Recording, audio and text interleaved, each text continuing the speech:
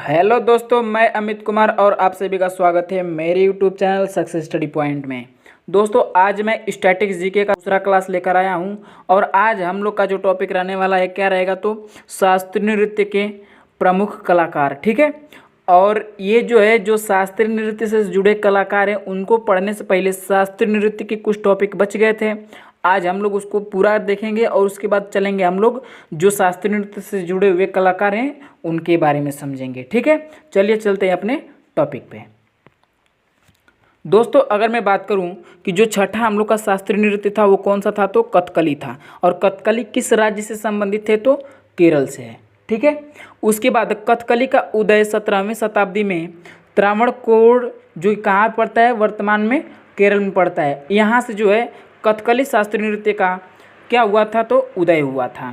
जो कथकली शास्त्रीय नृत्य है ये जो है पुरुषों द्वारा किया जाता है। ठीक है, जो कथकली शास्त्रीय नृत्य किसके द्वारा किया जाता है तो पुरुषों द्वारा किया जाता है। ठीक है, उसके बाद जो अगला फैक्ट है ये हम लोग समझते हैं। रामायण महाभारत इसके क्या है तो आधार हैं। ठीक है, जो कथकली शास्त्रीय नृत्य है इसमें चेहरे का हाव भाव का प्रदर्शन किया जाता है। ठीक है, इतनी चीज़ें हम लोग क्या करेंगे बहुत अच्छे तरीके से याद रखेंगे। उसके बाद जो नाट्य स्थान जो यानी कि जो जहाँ कथकली जो है शास्त्रीय नृत्य ये जहाँ पे प्रदर्शित किया जाता है उसे क्या कहते हैं हम लोग थिएटर कहते हैं। और थिएटर को और क्या किस नाम जानते हैं तो ये जानते हैं कट्टम पालम कहलाता है। ठीक है ना, जो थिएटर होता है वो क्या कहलाता है तो कट्टम पालम कहलाता है। इतनी बात याद रखेंगे। उसके बाद कथकली नृत्य में 24 मुख्य मुद्रा होती है। ठीक है, जो कथकली शास्त्रीय नृत्य होता है उसमें मुख्य मुद्राओं की संख्या कितनी होती है तो याद रखेंगे भाई साहब ये होती है 24। ठीक है, उसके बाद जो अगला फैक्ट है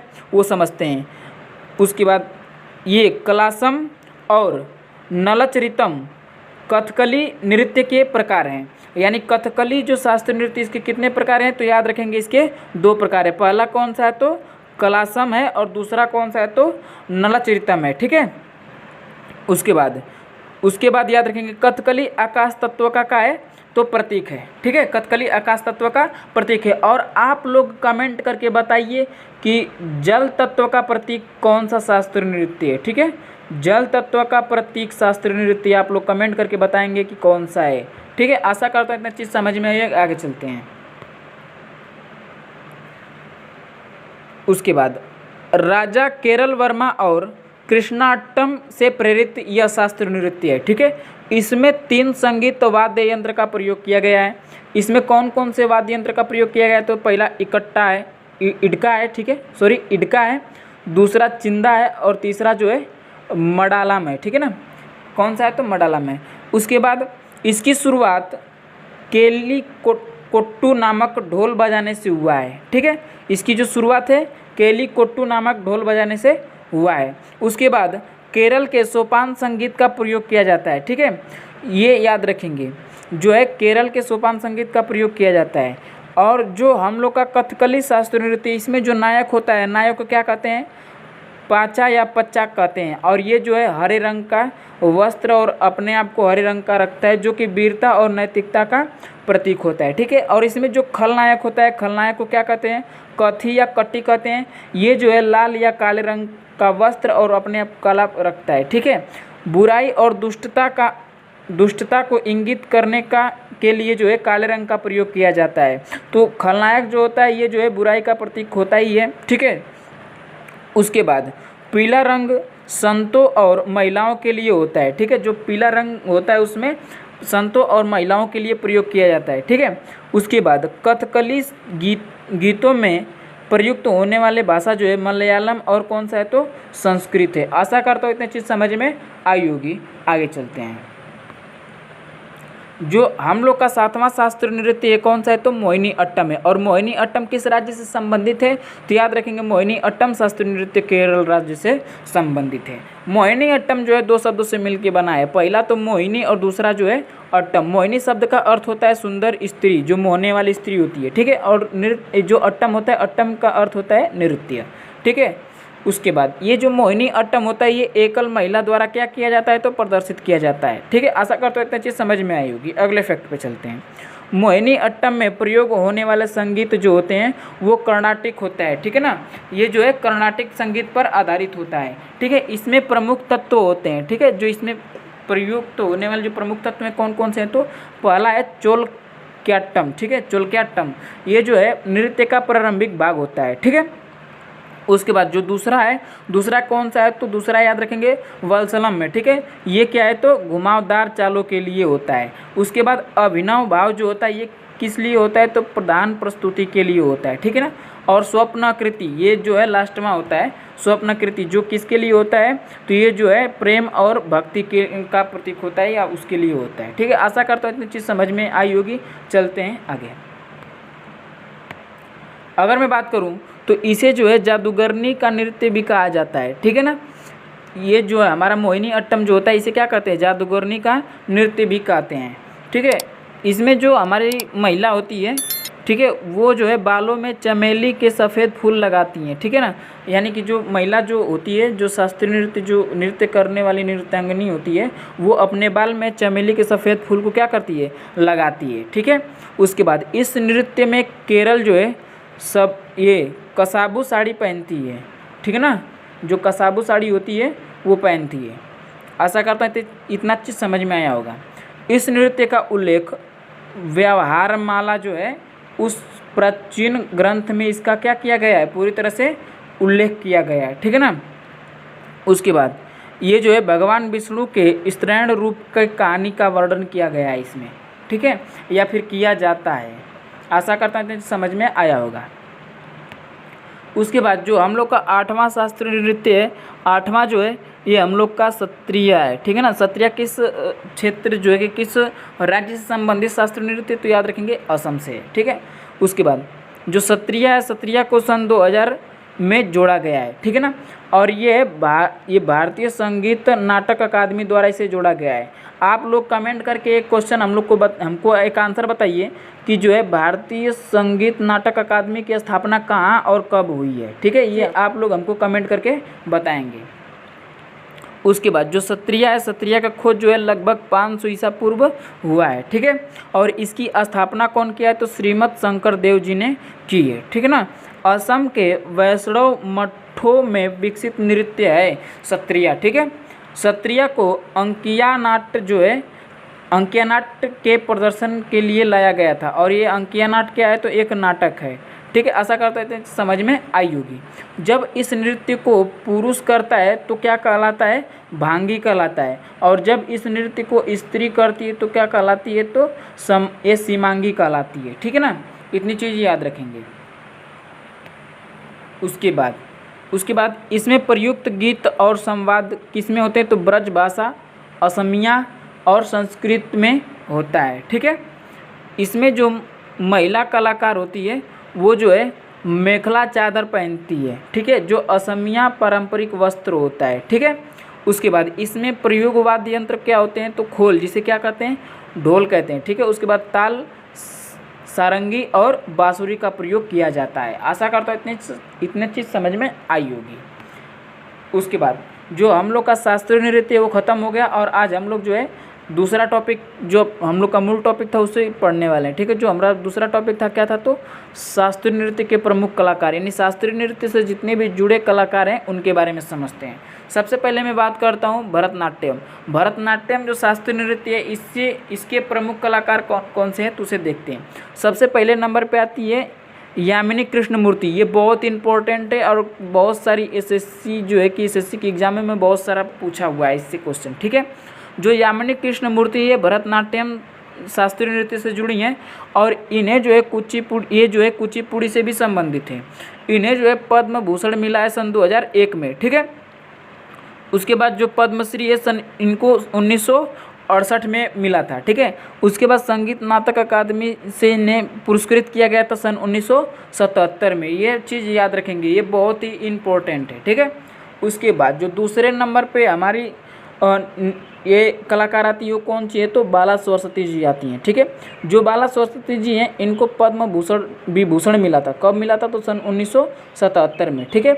और उसके बाद संगीत नाटक अकादमी फेलोशिप जो होती है इससे जो है सम्मानित की गई थी। इनको जो है ये सम्मान कब मिला था तो 1973 में मिला था। ठीक है, उसके बाद जो तीसरे नंबर पे आती हैं कौन आती हैं तो आती हैं अलारमेल वल्ली। ठीक है, अलारमेल वल्ली, इन्हें जो है पद्म भूषण से सम्मानित सन 2004 में किया गया था। ठीक है, और इन्हें जो है पद्मश्री कब मिला, सन 1991 में मिला है। ठीक है, उसके बाद संगीत नाटक अकादमी पुरस्कार सन 2001 में इन्हें देकर क्या किया गया, सम्मानित किया गया था। ठीक है, आशा करता हूँ इतना चीज़ समझ में आई होगी। अगर मैं बात करूँ नोट्स की, तो नोट्स मैंने जैसे स्लाइड बना रखी है वैसे आप लोग क्या करिएगा, नोट्स को लिखिएगा। आगे चलते हैं। उसके बाद जो अगला कलाकार है वो कौन सी है तो रुक्मिणी देवी अरुंडेल है। ठीक है ना, अरुंडेल है। ठीक है, इन्हें जो है पद्म भूषण सन 1956 में मिला था। ठीक है, और संगीत नाटक अकादमी पुरस्कार सन 1957 में इन्हें दिया गया था। उसके बाद पद्म विभूषण सन 1977 में दिया गया था। ठीक है, आशा करता हूँ इतना चीज़ समझ में आई होगी। उसके बाद सन 2017 में जो है सन 2017 में इन्हें गूगल डूगल ने प्रयोग किया था। ठीक है, जो गूगल होता है, गूगल का जो लोगो, जो हम लोग गूगल खोलते हैं तो गूगल का जो लोगो होता है उसके ऊपर इनका एक से ऐसे चित्र लगा था, जिन्हें क्या कहते हैं हम लोग डूगल बोलते हैं। ठीक है ना, यानी कि सन 2017 में गूगल डूगल ने भी इन्हें क्या किया था, प्रयोग किया था। ठीक है, और राज्यसभा में नामित होने वाली पहली नर्तकी ये रही हैं। ठीक है, तो याद रखेंगे ये किसके बारे में था, तो ये रुक्मिणी देवी अरुंडेल के बारे में था। इतनी चीज़ याद रखेंगे। उसके बाद यामिनी कृष्णमूर्ति, सॉरी ये मृणाली साराभाई। उसके बाद जो अगली कलाकार रही हैं मृणाली साराभाई हैं। ठीक है, इन्हें जो है पद्म भूषण से सम्मानित की गई थी 1992 में। ठीक है, और पद्मश्री से कब इन्हें सम्मानित किया गया था तो याद रखेंगे सन 1965 में इन्हें सम्मानित किया गया था। उसके बाद संगीत नाटक अकादमी पुरस्कार सन 1994 में इन्हें क्या किया गया था तो दिया गया था। ठीक है, और जो मृणाली साराभाई हैं इन्हें जो है सन 2018 में गूगल डूगल में भी क्या किया गया था, शामिल किया गया था। ठीक है, उसके बाद अगर मैं बात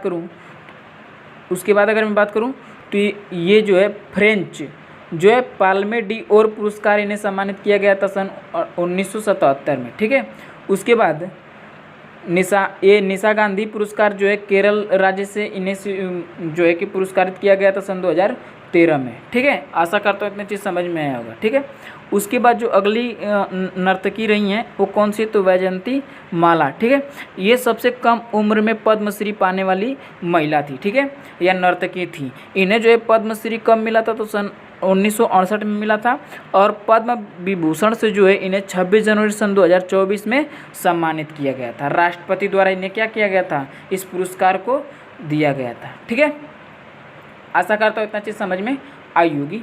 आगे चलते हैं।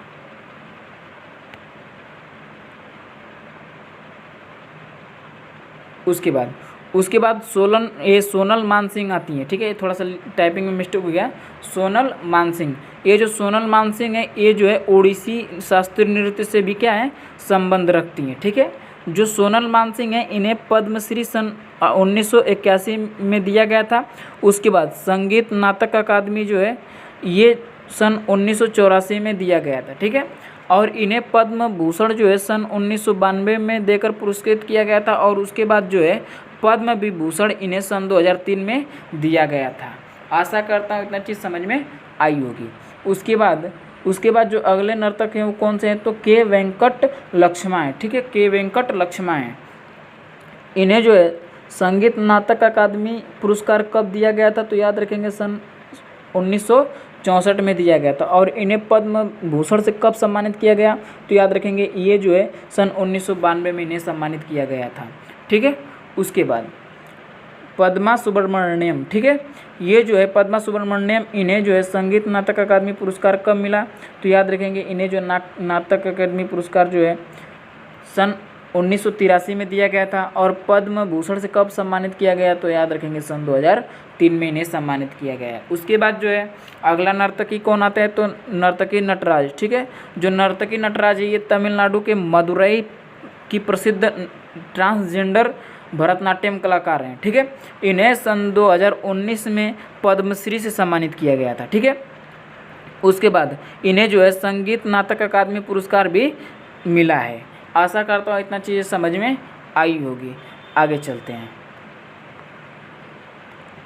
उसके बाद जो अगले कलाकार है वो कौन से हैं तो शांताराव हैं, ठीक है। और शांताराव को संगीत नाटक अकादमी पुरस्कार कब मिला तो सन 1970 में मिला था, ठीक है। और इन्हें पद्मश्री से कब सम्मानित किया गया तो याद रखेंगे, इन्हें सन 1971 में पद्मश्री पुरस्कार से सम्मानित किया गया था। उसके साथ ही कालिदास सम्मान पुरस्कार भी दिया गया था। कब दिया गया था तो याद रखेंगे 1993-94 के मध्य इनको दिया गया था। उसके बाद जो भरतनाट्यम से संबंधित अन्य कलाकार हैं उनके बारे में समझते हैं। जो अन्य कलाकार हैं तो कौन है, लीला सैमसन है, ठीक है। उसके बाद जो अगला कलाकार है SK सरोज जी हैं, ठीक है, ये भी बहुत इंपॉर्टेंट है। उसके बाद जो अगला कलाकार है वो कौन है तो CV चंद्रशेखर। उसके बाद रमा वैद्यनाथन है, ठीक है। उसके बाद सरोज वैद्यनाथन, ठीक है। हेमा मालिनी, ये बहुत इंपॉर्टेंट है। उसके बाद मीनाक्षी श्रीनिवास जी हैं, ये जो है भरतनाट्यम शास्त्रीय नृत्य से संबंधित हैं, ठीक है। उसके बाद प्रतिभा प्रहलाद जो हैं ये भी भरतनाट्यम शास्त्र ये नृत्य शास्त्र से संबंधित है। उसके बाद PV धनंजयन जो है ये भी हैं, इन्हें भी याद रखिएगा। उसके बाद उर्मिला सत्यनारायण, उसके बाद जयलक्ष्मी ईश्वर आदि जो है हमारे भरतनाट्यम शास्त्रीय नृत्य से संबंधित कलाकार हैं, ठीक है। इतनी चीज़ें याद रखेंगे। आगे चलते हैं। दूसरे नंबर पे जो आता है हमारा कौन सा है तो ओडिसी है। और ओडिसी जो है उड़ीसा राज्य से संबंधित शास्त्रीय नृत्य, इनसे संबंधित ओडिसी से जुड़े जो ओडिसी शास्त्रीय नृत्य है इससे संबंधित जो कलाकार है सबसे पहले नंबर पे आते हैं केलुचरण महापात्रा, ठीक है। जो केलुचरण महापात्रा हैं इन्हें जो है संगीत नाटक अकादमी पुरस्कार सन 1966 में दिया गया था, ठीक है। और इन्हें पद्मश्री से कब सम्मानित किया गया अगर पूछे क्वेश्चन तो याद रखेंगे सन 1972 में इन्हें जो है पद्मश्री से सम्मानित किया गया था। उसके बाद कालिदास सम्मान ये जो है इन्हें दिया गया था 1987 में, ठीक है। उसके बाद इन्हें पद्म भूषण से भी सम्मानित किया गया है 1988 में। उसके बाद इन्हें अगला जो पुरस्कार पद्म विभूषण भी मिला, कब मिला था तो सन 2000 में मिला था। और ये जो है ओडिसी के लिए प्रथम व्यक्ति रहे हैं, ठीक है।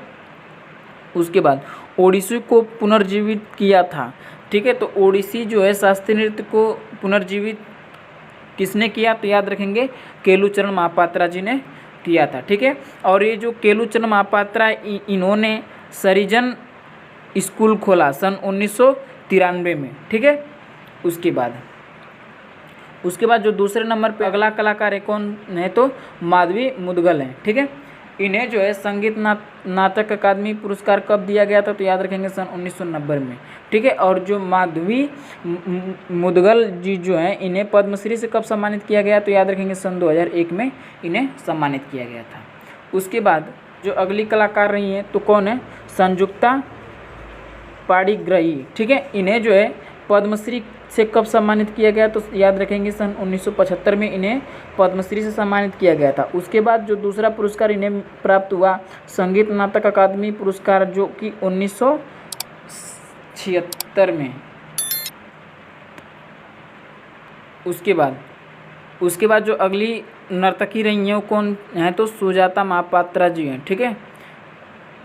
इन्हें जो है केंद्रीय संगीत नाटक अकादमी पुरस्कार मिला था सन 2017 में, ठीक है। और जो है ओडिसी से संबंधित जो हमारे ओडिसी शास्त्रीय नृत्य है, ओडिसी जो है शास्त्रीय नृत्य जो है इससे संबंधित अन्य कलाकार कौन कौन से हैं तो उन्हें याद रखेंगे। सबसे पहले पे आते तो ये सोनल मानसिंह, ये बहुत इंपॉर्टेंट है, ये पूछता है। उसके बाद पंकज चरणदास, हरे कृष्ण बेहरा, ठीक है। उसके बाद किरण सहगल, ठीक है। झेलम परंजपे, ठीक है, झेलम परंजपे। उसके बाद कालीचरण पटनायक, ठीक है, मोहन पात्र, ठीक है। उसके बाद जो अगले कलाकार हैं गीता महालेखा, ठीक है।